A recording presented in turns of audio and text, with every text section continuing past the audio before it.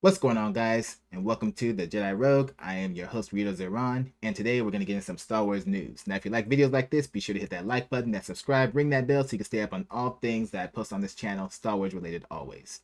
Okay, and so what we got for today, an article dropped today from Inverse talking about Dave Filoni. He has come out to defend his decision in making Sabine from the Ahsoka show a Jedi Padawan. Okay. And to be honest, I'm kind of glad he made this decision because I feel like somebody had to come out and say what he had to say. After looking at this article, I definitely agree. And how I felt about Sabine, I feel like this articulates it perfectly. And so, as we all know, most people's complaints about Sabine being a Jedi Padawan is the fact that she's not particularly force sensitive, or she doesn't have a very high force sensitivity. She struggles to do anything up until the end when she finally managed to give Ezra a force push.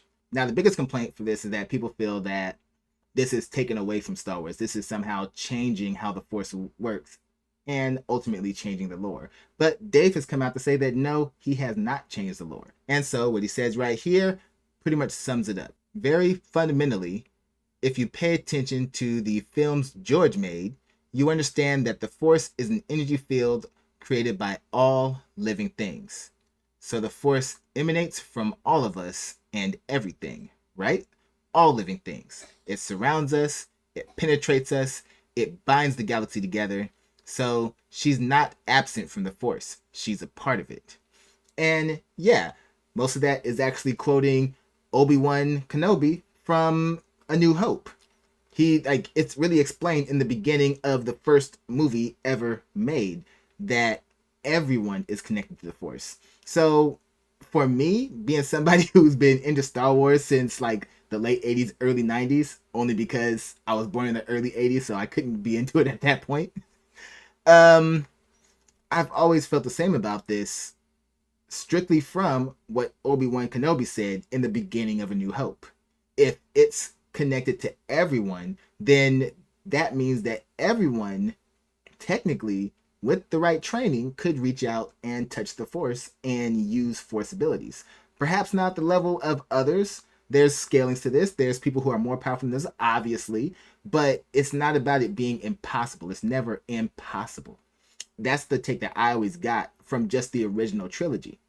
Even though we only ever see, excuse me, we only ever see Luke using the Force, Vader using the Force in the original trilogy, it never states that nobody can use the Force.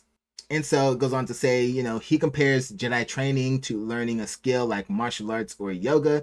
It pretty much is, because even when you look at like prequel movies or the Clone Wars, you see people who are force sensitive. They can touch the Force, but they can't particularly use it for a whole lot until they go through training.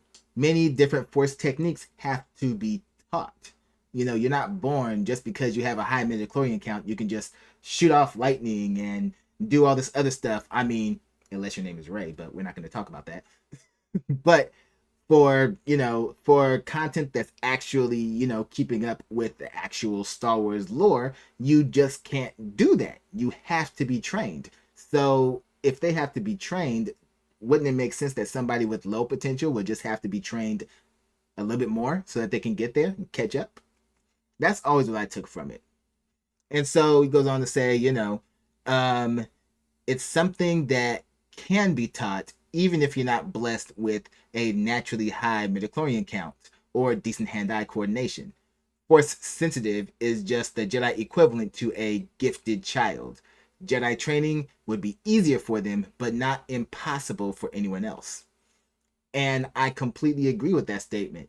And I'm happy for the fact that they're finally exploring it. And I believe that a lot of people's disillusion with that concept comes from the fact from the characters that they've always followed. As he says right here, Sabine wasn't gifted like Luke. Sabine and even Ahsoka made her storyline more powerful because she wasn't. It's like generally we've always seen very gifted people be trained. And I wanted to show kind of the opposite. He goes on to say, with the warning that if she achieves her potential, there's also a danger that because of the way she is as a warrior, she's prone to anger, and all the things that make Ahsoka concerned could flare up. And so the rest of the article goes, and the way they end this article, whoever wrote this, I honestly don't really like how they ended it at the end because they say Filoni's perspective is interesting. But I mean, if you look at the movies, it's accurate. If you look at the movies and how they really portray it, especially with what they say, especially what Obi-Wan Kenobi says, it's accurate. And it goes on to say, but it does imply the Star Wars galaxy is teeming with middling hobbyist Jedi we've never seen. But whether you like it or not, at least there's an explanation for how Sabine went from zero to Jedi hero. And she really didn't go to Jedi hero. you know, like people are hyping it up like she was doing crazy bonker stuff. No, she pulled off one good fourth push. That's what she did. That didn't make her like an unbelievable Jedi. And I don't think she should be like that. She should be somebody who has to work extra hard to catch up. But it goes on to say, there's a new rule now, which is really not. Anyone can be a good Jedi, even if they aren't the chosen one. And I don't even know why they put it like that. I don't agree with that at all because it's like, as a viewer, I feel that you're going to disillusion yourself if you expect every character on screen to be able to do things like, the Jedi Council or the Chosen One and stuff. Like, it was great watching them in action in the prequels, but those are certain characters. Those are, that had their place, that were as strong as they were for a good reason, but they're not the only ones who could ever use the Force. So I found this article to be very interesting because, well, for one, I'm glad that Filoni came out and said this. And by the way, Filoni, congratulations on your promotion. I really hope that they eventually put you in charge of the whole thing because I like the work you put out. I don't really like the work that you're not involved in. But yeah, I completely agree with this because when I look at Sabine, it kind of reminds me of like Kenichi, one of my favorite animes, Kenichi the Mighty Disciple. A story about a guy who had no talent or aptitude for the martial arts whatsoever, and he had to work 10 times harder than everyone else. But because he was so determined, his masters put in the time, knowing that it was going to take much longer than the average student to get him on track. But he ends up doing it. And no, he's not the greatest martial artist ever. Even when you read the manga, he, even in the final battle, he's not fighting the biggest, strongest villains. He's fighting their students, while his masters are going up against the real heavy hitters. So they never betray the concept that he's a talentless martial artist, but they build on that because through hard work and training, he's still able to keep up with his peers. And I find that Sabine reminds me a lot of that concept because she's somebody who's a Mandalorian who has pretty much shut herself off from the Force because of her Mandalorian training, and now she's trying to open herself up to it. And I really found that concept to be interesting. I really liked it, and I don't really get why people are so mad at it. Is it? It makes me wonder. Is it really just you only want to see the most talented characters on screen? That may be it. I could be wrong, but let me know. That may be it. Or is it the fact that, the fact that she didn't show particular force sensitivity in Rebels? But they even explain that. They let you know, they hint that there could be something there. And this pretty much explained that there is something there. There's something there, and it applies to everyone. They're all connected. And those are just my thoughts on it. I really liked the way they did it, and I can't wait for season 2 of Ahsoka.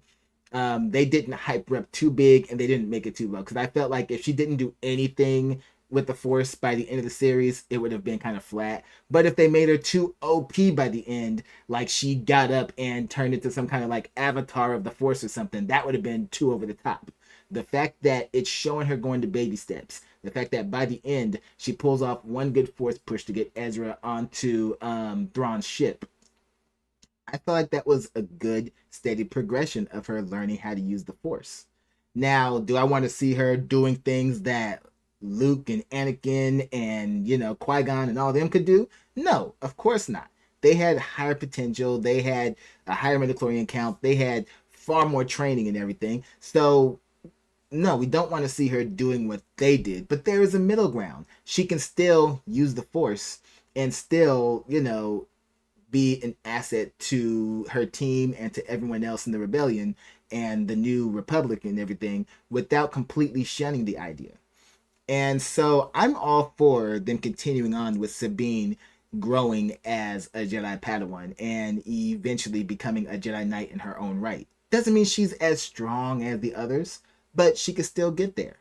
And in doing so, I don't feel that it betrays Star Wars at all, really. In fact, it's exploring a concept that was laid out by Obi-Wan Kenobi that honestly wasn't really touched. If everyone can touch the Force, if everyone's connected to it, that means that anybody could potentially learn the ways of the Force.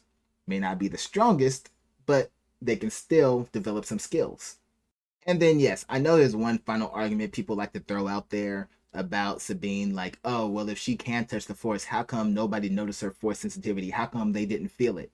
But I mean, the truth is, until somebody actually tries, you're not going to just feel it unless they're already doing stuff with the Force ahead of time. I mean, think about it like this. In the very first movie, in A New Hope, we see Vader face to face with Leia, and he doesn't notice her Force sensitivity. He doesn't notice that she has potential in the Force. And so the complaints that people are giving out could be applied to that. You could ask, how come Vader, the Darth Vader, couldn't sense his own daughter? Couldn't sense that she had Force sensitivity? Couldn't sense through the Force that they were blood? Well, it's just not that simple. There's a lot of nuance that they write into how the Force works in Star Wars. And the few things that they put in there opens up the doors for a lot of interesting storylines to be written. And I personally feel that while we do want to see our heavy hitters, we do want to see our Anakins and our Lukes and everything else, it's also nice to see the people who are not that gifted, not with a high natural aptitude to the Force or a high midichlorian count, very high Force sensitivity, still get out there and learn and become a Jedi and learn how to use the Force to the best of their ability. And I really think that opens up a lot of very interesting storylines that we can explore and great concepts that we can get into. So long that Disney doesn't throw it away. But hopefully because of Filoni's, promotion, that we'll get to see more and more good Star Wars. Because I personally thought that Ahsoka was really good. And trust me, I'm one of the people who completely hates the sequel trilogy. I don't like anything that Disney has done that has not involved Dave, because they just do whatever and don't care. And there's a lot of examples of Disney Star Wars betraying George Lucas's work over and over again. But I don't feel that we saw that in Ahsoka. I don't feel that we betrayed it. In fact, in a lot of ways, I feel that Dave is trying to pull us back as best as he can to what Star Wars was before Disney took over. Will he be successful? Who's to say? We just have to wait and see. But the fact that the little details in Ahsoka was actually very, very true to the original Star Wars as we knew it, it gives me hope for the future. And so those are my thoughts on that. Let me know your thoughts in the comment section. Do you think it was a great idea for Sabine to be Force sensitive? Do you think it was trash writing? Do you think it betrays the original Star Wars, even though it still falls in line to what Obi-Wan Kenobi said when he first spoke to Luke? Let me know, and I will see you guys on the next one. So till next time, may the Force be with you.